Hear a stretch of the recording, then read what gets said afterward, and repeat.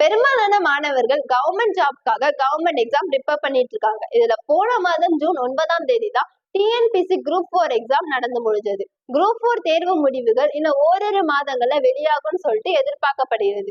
Group 4 தேர்வு முடிந்ததை அடுத்து குரூப் 2 தேர்வுக்கான நோட்டிபிகேஷன் சில நாட்களே வெளிவந்தது. அதாவது ஜூன் 20ஆம் தேதியே குரூப் 2 எக்ஸாம்கான விண்ணப்பம் ஸ்டார்ட் ஆயிடுச்சு.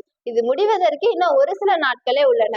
அதாவது ஜூலை 19ஆம் தேதி தான் குரூப் 2 எக்ஸாம் விண்ணப்பிப்பதற்கு கடைசி நாள். ஆன்லைன்ல டிஎன்பிசி எக்ஸாமுக்கு நம்மள எப்படி விண்ணப்பிக்கலாம் அப்படின்றத குறித்து இப்ப நம்ம பார்க்கலாம். டிஎன்பிசி எக்ஸாமுக்கு அப்ளை பண்றதுக்கு ஃபர்ஸ்ட் நீங்க கூகுள் போயிட்டு டிஎன்பிசி மட்டும் நீங்க டைப் பண்ணா போதும். அதுல ஃபர்ஸ்ட் வெப்சைட் கவர்மெண்ட் லோகோ, நம்ம தமிழ்நாடு கவர்மெண்ட் லோகோவோட ஃபர்ஸ்ட் வெப்சைட் ஓப்பன் ஆகும். www.tnpc.government.in அப்படின்ற வெப்சைட் குள்ள போங்க.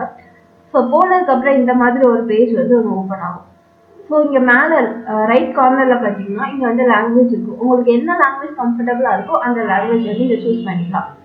ஸோ கீழே ஸ்க்ரால் பண்ணி பாத்தீங்கன்னா கேண்டிடேட் கார்னர்ல one time registration user or registered user இருக்கும்.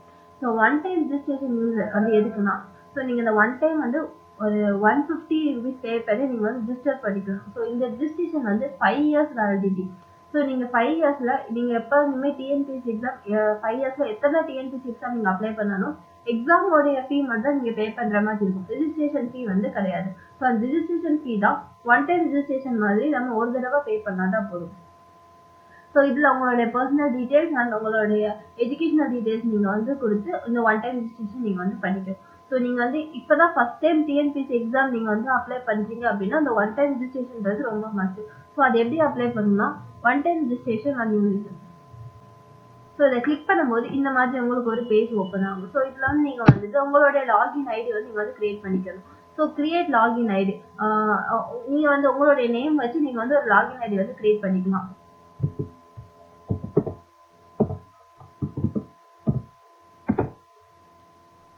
ஸோ லாகின் ஐடி கிரியேட் பண்ணிட்டு கீழே கொடுத்துருக்க கேப்சாவும் நீங்க வந்து ஃபில் பண்ணணும். ஸோ அவைலபிலிட்டி செக் பண்ணும்போது உங்களுடைய லாகின் ஐடி வந்து கிரியேட் ஆகிடும். ஸோ கிரியேட் ஆனதுக்கு அப்புறம் கீழே பார்த்தீங்கன்னா இந்த மாதிரி தான் இருக்கும். ஸோ உங்களோட லாகின் டீடைல்ஸ் வந்து கேட்கும். நீங்க அதுக்கு வந்து பாஸ்வேர்டும் மெயில் ஐடியும் நீங்க வந்து கொடுக்குற மாதிரி இருக்கும். ஸோ பாஸ்வேர்டு வந்து ஒரு கேபிட்டல் லெட்டர் இருக்கணும். அது வந்து ஒரு அப்பர் கேஸ் ஒரு லோவர் கேஸ். லோவர் கேஸ்னா ஒரு ஸ்மால் லெட்டர் இருக்கணும்.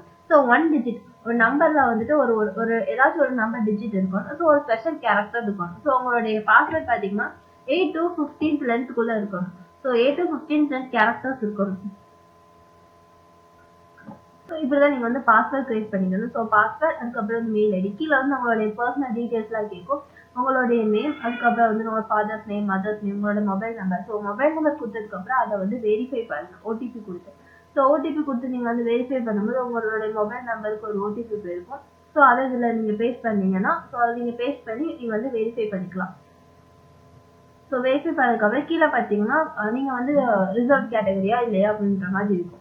ஸோ உங்களுடைய கம்யூனிட்டி டீடைல்ஸ்லாம் அது வந்து கேட்கும். ஸோ நீங்க தமிழ்நாடு சேர்ந்தவங்க தானா இல்லை வந்துட்டு அதர் ஸ்டேட் அப்படின்னு சொல்லி கேட்டு அப்புறம் உங்களுடைய கம்யூனிட்டி டீடைல்ஸ்லாம் அது வந்து கேட்கும். ஸோ உங்களுடைய கம்யூனிட்டி டீடைல்ஸ்லாம் இங்கே ஃபில் பண்ணிட்டு சேவ் அண்ட் ப்ரொசீட் கொடுக்கணும்.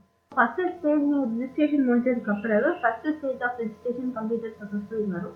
ஸோ அதுக்கப்புறம் வந்து உங்களோட எஜுகேஷனல் டீடைல்ஸ் வந்து கேட்கும். ஸோ இங்க வந்து பாத்தீங்கன்னா உங்களுடைய 10th டீடைல் கேட்கும். 10th ரிஜிஸ்டர் நம்பர், அதுக்கப்புறம் 10th சர்டிஃபிகேட் நம்பர், நீங்க என்ன போர்டு படிச்சீங்க, சிபிஎஸ்சி ஸ்டேட் போர்டா, ஸோ அந்த மாதிரி இது வந்து நீங்க ஃபில் பண்ணிக்கணும். ஸோ உங்களுடைய இயர் ஆஃப் பாசிங், நீங்க வந்து மந்த் எந்த மந்த்ல நீங்க பாஸ் அவுட் ஆனீங்க, அப்புறம் எந்த இயர் பாஸ் அவுட் ஆனீங்க, ஸோ உங்களுடைய டேட் ஆஃப் பர்த், அதுக்கப்புறம் வந்து எஜுகேஷனல் போர்டு என்ன, அதுக்கப்புறம் எஸ்எஸ்சியோடைய சர்டிஃபிகேட் நம்பர். ஸோ இந்த சர்டிஃபிகேட் நம்பர் ரிஜிஸ்டர் நம்பர் பாத்தீங்கன்னா உங்களுடைய 10th மார்க் ஷீட்லயே இருக்கும். ஸோ நீங்க உங்களோட எஜுகேஷனல் இந்த பேஜ் ஓப்பன் ஆனதுக்கு அப்புறம் உங்களுடைய எஜுகேஷனல் டீடைல்ஸ் வந்து ஃபில் பண்ணணும். அதாவது 10th டீடைல்ஸ் மட்டும் தான் கேட்கும். 10th register number, 10th certificate number இதெல்லாம் கேட்கும். இது ரெண்டுமே பாத்தீங்கன்னா உங்களுடைய 10th மார்க் ஷீட்லயே இருக்கும். ஸோ அதுக்கப்புறம் வந்து நம்மளுடைய அட்ரஸ் ஃபில் பண்ற மாதிரி இருக்கும். ஸோ உங்களுடைய அட்ரஸ் ஃபில் பண்ணிட்டு உங்களுடைய நீங்க இப்ப இருக்கிற அட்ரஸும் இல்ல பெர்மனன்ட் அட்ரஸும் ரெண்டுமே சேமா இருந்துச்சுன்னா சேம் அஸ் கரஸ்பாண்டன்ட் அட்ரஸ் அப்படின்னு சொல்லி நீங்க டிக் பண்ணிட்டு சேவ் அண்ட் ப்ரொசீட் கொடுத்துருங்க. எஸ்எஸ்எல்சி டீடைல்ஸும் அட்ரஸும் கொடுத்ததுக்கு அப்புறம் உங்களுக்கு இந்த மாதிரி ஒரு பேஜ் தான் ஓப்பன் ஆகும். ஸோ இதுல வந்து உங்களுடைய போட்டோவும் அண்ட் உங்களுடைய சிக்னேச்சரும் அப்லோட் பண்ண சொல்லும். ஸோ நீங்க போட்டோஸ் அப்லோட் பண்ணும்போது உங்களுடைய போட்டோ சைஸ் வந்து என்ன இருக்கணும்னா விட்த் வந்து 3.5 சென்டிமீட்டர் தான் இருக்கணும், ஹைட் வந்து 4.5 சென்டிமீட்டர் தான் இருக்கணும். அண்ட் அது வந்து பிளாக் அண்ட் ஒயிட்டா பிக்சரா இருக்கக்கூடாது. செல்ஃபி பிக்சர் வந்து அலோவ் பண்ண மாட்டாங்க. ஸோ செல்ஃபி பிக்சர் வந்து இதுல வந்து அலோவ் கிடையாது. அதுக்கப்புறம் வந்துட்டு நீங்க வந்து ஏதாச்சும் கிளாஸ் வியர் பண்ணீங்க, ஐ மீன் கண்ணாடி ஏதாச்சும் நீங்க போடுற ஆளா இருந்தீங்கன்னா அதுல வந்து ரிஃப்ளெக்ஷன் எதுவுமே இருக்கக்கூடாது. ஸோ எந்த ஒரு வெளிச்சமும் உங்க கண்ணாடியில பட்டிருக்க கூடாது. உங்களுடைய கண்ணு வந்து கிளியரா தெரிஞ்சிருக்கணும். மாஸ்க் போடுறது, கேப் போடுறது, அதுக்கப்புறம் வந்து சன்கிளாஸ் போடுறது, அந்த மாதிரி போட்டோஸ்ல எதுவுமே இருக்கக்கூடாது. அண்ட் உங்களுடைய போட்டோஸ் வந்து 20 கேபில இருந்து 50 கேபிக்குள்ள தான் இருக்கணும். ஸோ இதே மாதிரி தான் நீங்க சிக்னேச்சரும் பாத்தீங்கன்னா உங்க சிக்னேச்சர் வந்து ஹைட் வந்து 3 சென்டிமீட்டரும் விட்த் வந்து 6 சென்டிமீட்டர் இருக்கணும். அண்ட் வந்துட்டு ப்ளூ பென், பிளாக் பென் மட்டும்தான் நீங்க வந்து சிக்னேச்சர் பண்றதுக்கு யூஸ் பண்ணிருக்கணும். ஸோ இதுல உங்களுடைய சிக்னேச்சர் சைஸ் வந்து பாத்தீங்கன்னா 10 கேபில இருந்து 20 கேபிலக்குள்ள தான் இருக்கணும். இப்போ வந்து உங்களுடைய போட்டோஸும் உங்களுடைய சிக்னேச்சரை நீங்க வந்து அப்லோட் பண்ணிக்கோங்க. ஸோ இங்க வந்து சூஸ் ஃபைல் இருக்கும். ஸோ அதுல போனீங்கன்னா டைரக்டா நீங்க வந்து உங்களுடைய சிஸ்டம்ல வச்சிருந்தீங்க அப்படின்னா ஸோ அங்க இருந்து நீங்க எடுத்து பேஸ்ட் பண்ணிக்கலாம்.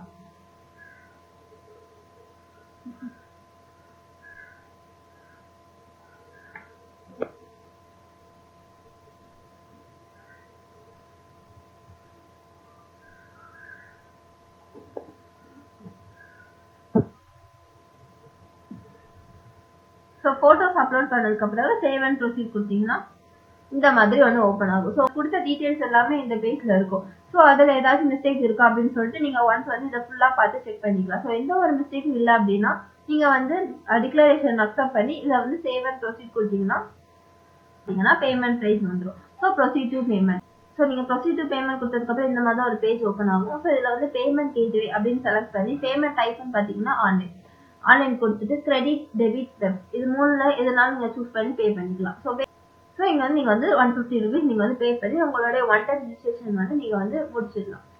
ஃபர்ஸ்ட் வந்து ரெக்வயர்மெண்ட் எந்த போஸ்ட்க்கு நீங்க அப்ளை பண்றீங்க, ஸோ உங்களுடைய டீடைல்ஸ் வந்து ஆட்டோமேட்டிக்கா நீங்க வந்து ஓடிஆர்ல கொடுத்தது வந்து உங்களுடைய டீடைல்ஸ் கேட்கும். அதுக்கப்புறம் உங்களுடைய கம்யூனிகேஷன் டீடைல்ஸ், அதுக்கப்புறம் ஏதாவது ஸ்பெஷல் கேட்டகரியில நீங்க இருக்கீங்களா அப்படின்ற டீடைல்ஸ் நீங்க ஃபில் பண்ணணும்.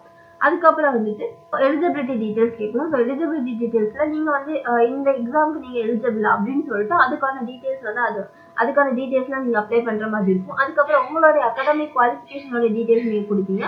அகாடமிக் போக ஏதாவது டெக்னிக்கல் குவாலிஃபிகேஷன் இருந்தா அதை நீங்க அப்ளை பண்ணிக்கலாம். ஸோ நீங்க வந்து தமிழ் மீடியமா இருந்துச்சுன்னா உங்களுக்கு வந்து டைரக்ட் ரெக்வயர்மெண்ட் இருக்கும். ஸோ அதனால நீங்க வந்து 10th 12th காலேஜ் மூணுமே வந்து நீங்க வந்து தமிழ் மீடியம்ல முடிச்சிருந்தீங்க அப்படின்னா ஸோ இதுல வந்து நீங்க வந்து அப்ளை பண்ணிக்கலாம். ஸோ அதுக்கப்புறம் வந்துட்டு உங்களுடைய எக்ஸாம் சென்டர் நீங்க எங்க இருக்கும் அப்படின்னு நீங்க வந்து ஃபில் பண்ணிட்டீங்க அப்படின்னா ப்ரிவியூ அண்ட் கன்ஃபார்ம் பண்றோம். ஸோ இதெல்லாமே ஃபில் பண்ணதுக்கப்புறம் இந்த மாதிரி தான் ஒரு ப்ரிவியூ பேஜ் வந்து ஓப்பன் ஆகும். ஸோ இதுல ஏதாச்சும் ஒரு டீடைல்ஸ் வந்து உங்களுக்கு வந்து மாத்தணும் அப்படின்னா நீங்க வந்து என்ன பண்ணணும்னா இதுல ஏதாச்சும் ஒரு டீடைல்ஸ் வந்து நீங்க மாத்தணும் அப்படின்னா பேக் டு எடிட் கொடுத்தீங்கன்னா நீங்க வந்து எடிட் ஆப்ஷனுக்கு போயிடுவீங்க.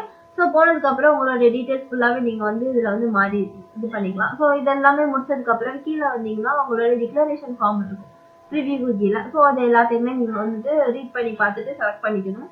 ஸோ நீங்க ஃபுல்லாக இது பண்ணதுக்கு அப்புறம் உங்களோட அப்ளிகேஷன் சப்மிட்டட் சக்ஸஸ்ஃபுல் இருந்துடும். ஸோ இதுக்கப்புறம் வந்துட்டு உங்களோட அப்ளிகேஷன் ஃபார்ம் வந்து நீங்க வந்து டவுன்லோட் பண்ணி பார்த்துக்கலாம்.